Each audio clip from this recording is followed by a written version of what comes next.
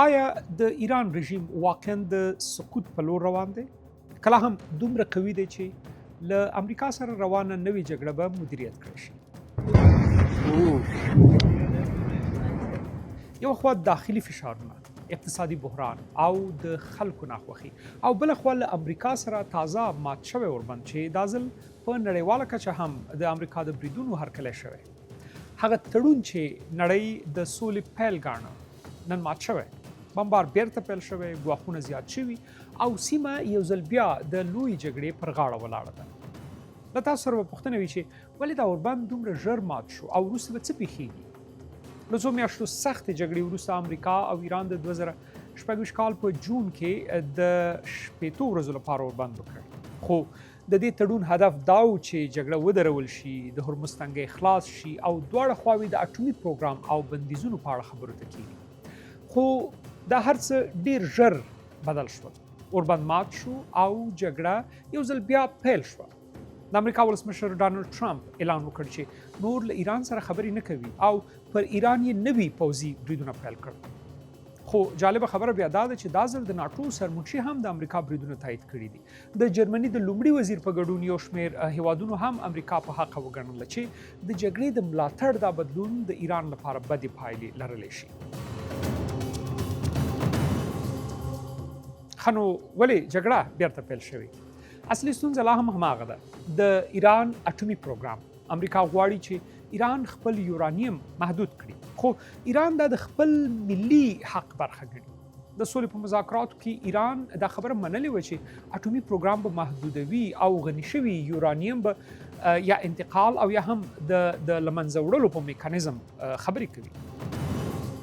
امریکا هم ایران ته یو شمېر امتیازات منلي وو، خو په ایران کې د یورانیمو په اړه دوه نظریات موجود دي. سپاهپازاران او یو شمېر نظامیان نه غواړي د یورانیمو په اړه حتی بحث هم وشي، خو د سیاسي دستګاه ځینو غړو په مذاکراتو کې د یورانیمو د نه غني کولو وعده کړې وه.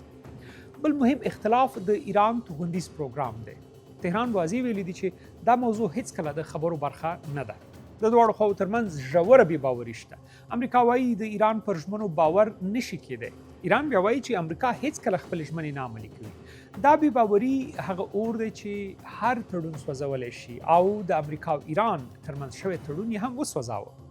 په سیمه ییزه او نړیواله کچه دا مهال یوه پوښتنه ډیره مطرح کېږي چې آیا ایران د سقوط پر لور روان دی؟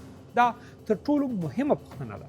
د ایران اوسني وضعیت ته په کتلو اقتصادي فشارونه، بندیزونه او دوامداره جګړه کولی شي د ایران اخوندي نظام لا پسې کمزوری کړي. خو بل لور ته ایران لا هم قوي پوځ، سیمه ییز نفوذ او داخلي کنټرول لري، نو سمدستي سقوط ډیر احتمال نه لري. خو اوږد مهاله فشار له امریکا سره د ناټو ملګرتیا او د نړۍ د هیوادونو لخوا د امریکا د جګړې مشروع ګڼل د ایران د اخوندي رژیم د سقوط خطر مطلق زیاتولی شي. خو که دا جګړه نور هم وغځېږي، د منځني ختیځ ثبات به مطلق له منځه لاړ شي، د تیلو بیې به لوړې شي، نړیوال اقتصاد به زیانمن شي او حتی لویه نړیواله جګړه هم ممکنه ده. نو پس حقیقت دا دی چې اوربند مات شوی، جګړه روانه ده او اصلي ستونزې لا هم نه دي حل شوي. نوي ملګري او نوې دوستانې پیلېږي. دا وضعیت هره شیبه لا خطرناک کېدی شي. تاریخي ځینې نظامونه د جګړې له لارې پیاوړي شوي، مګر ځینې بیا همدغو جګړو نسکور کړي دي. ایران اوس د همدغو دوو لارو په منځ کې ولاړ دی. یو ګام مخکې بقا، یوه غلطه محاسبه د سقوط بیه ده. خو تر ټولو خطرناک خبره دا ده، دا یوازې د ایران او امریکا جګړه نه ده. دا هغه اور دی چې که پراخ شي ټوله سیمه، بلکې نړۍ به ورسره وسوځي او ښایي راتلونکي څو اونۍ د دغې جګړې برخلیک وټاکي.